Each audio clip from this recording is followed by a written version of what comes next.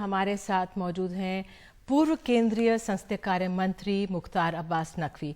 नकवी जी, बहुत बहुत धन्यवाद समय निकालने के लिए, बात करने के लिए। मेरा पहला सवाल आपसे यही है कि राहुल गांधी आज संसद पहुंचे थे, बाद में प्रेस कॉन्फ्रेंस में उन्होंने कहा कि मुझे उम्मीद है कि संसद में उनको बोलने दिया जाएगा।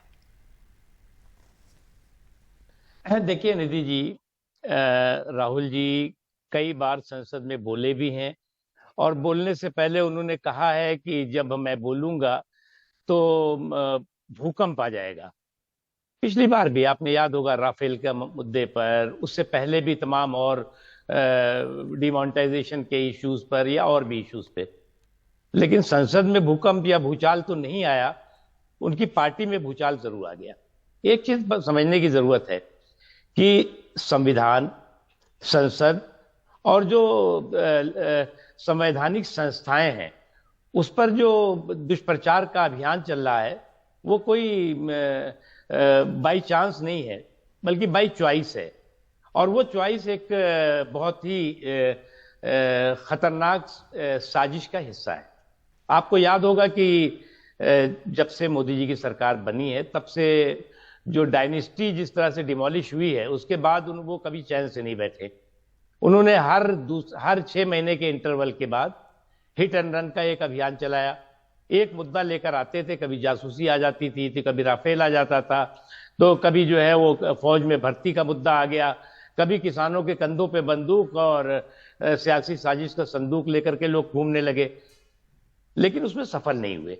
लेकिन जो समय चूज किया जाता है या जिस तरह से समय को इन्होंने चूज किया, मुझे याद है कि 2015 में जब 54 अफ्रीकन कंट्रीज के राष्ट्राध्यक्ष और उनके प्रतिनिधि भारत में दुनिया के आर्थिक, सामाजिक, सांस्कृतिक तमाम पहलुओं पर डिबेट कर रहे थे, डिस्कशन कर रहे थे, डिसीजन कर रहे थे, उस समय अवार्ड वापसी का अभियान चल गया था। तमाम लोग जो है वो मोहनजोदड़ो और हड़प्पा की खुदाई से निकाल करके अवार्ड वापस कर रहे थे। उस वक्त 54 देशों के अफ्रीकन कंट्रीज के राष्ट्राध्यक्ष हिंदुस्तान में है, ये खबर ना हो करके और अवार्ड वापसी की खबर हुई।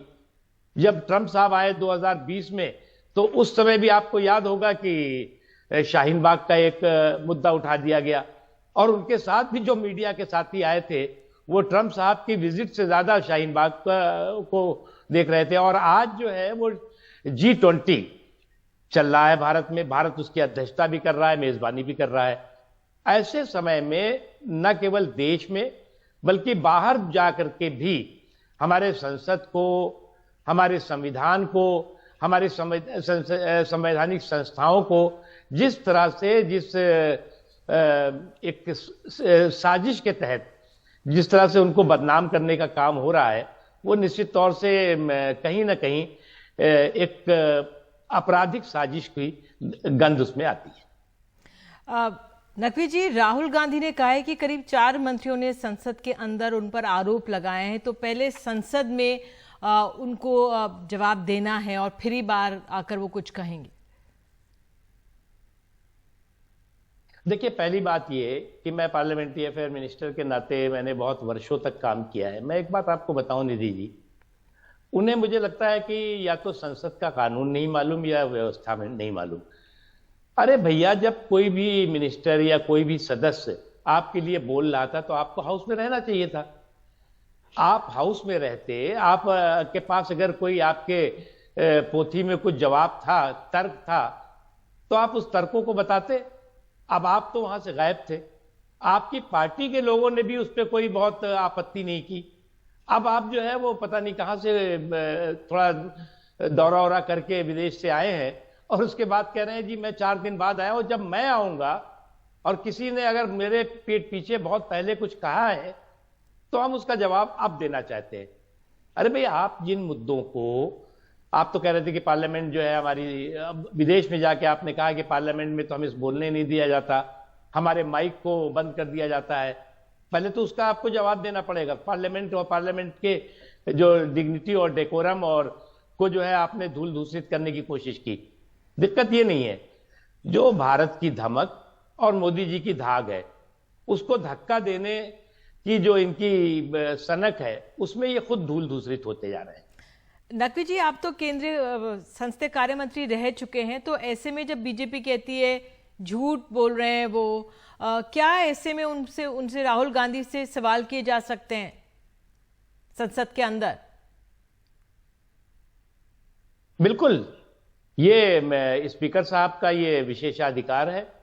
और अगर राज्यसभा के ये सदस्य होते तो राज्यसभा के चेयरमैन साहब का ये अधिकार है कि कोई भी सदस्य अगर सदन के बाहर जा करके और सदन की गरिमा या सदन के बारे में दुष्प्रचार करता है, तथ्यों और तर्कों से विपरीत बात करके दुनिया, और खास तौर से ये तो भारत की बात छोड़िए, आपने विदेश में जाके कहा दुनिया के सबसे बड़े लोकतंत्र, दुनिया का सबसे बड़ा संसदीय लोकतंत्र, जिसकी ताकत को पूरी दुनिया जो है वो नतमस्तक होकर के सलाम कर रही है, आप उसके बारे में पूरी दुनिया को ये गुमराह करने की कोशिश कर रहे हैं कि इंडिया का जो भारत का पार्लियामेंट्री डेमोक्रेसी है, ये संसदीय लोकतंत्र है या संसद है, वो पूरी तरह से नाकारा हो चुकी है।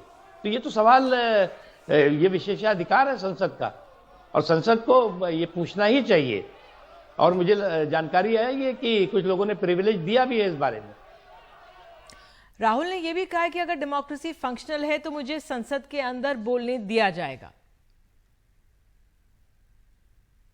देखिए, अगर ये डेमोक्रेसी फंक्शनल नहीं होती, निधि जी मैं बहुत कड़े शब्द कह रहा हूं, अगर ये डेमोक्रेसी फंक्शनल नहीं होती और जिस तरह से पानी पी पी करके नरेंद्र मोदी जी को हर दिन कोसना, हर दिन उनके बारे में दुष्प्रचार करना, और वहां तक की बात ठीक थी, भारत बैशिंग की जो इनकी मोदी बैशिंग की जो सनक थी वो भारत बैशिंग की साजिश बन गई।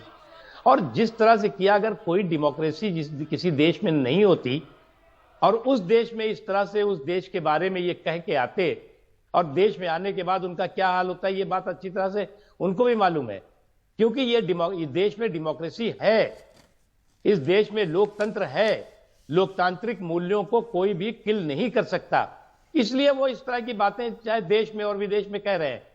अभी इन्होंने जो है वो कितनी लंबी यात्रा की, परेड की, और उस परेड में आकर के इन्होंने जो उसका सार दिखाया कि भाई हमें तो देश में न कहीं नफरत दिखाई पड़ी, न हमारे देश में कहीं लोगों में कुंठा दिखाई पड़ी, न लोगों में गुस्सा दिखाई पड़ा, देश में सब जगह शांति दिखाई पड़ रही, ये इनका सार था, इनकी जो परेड की उन्होंने उसका सार था।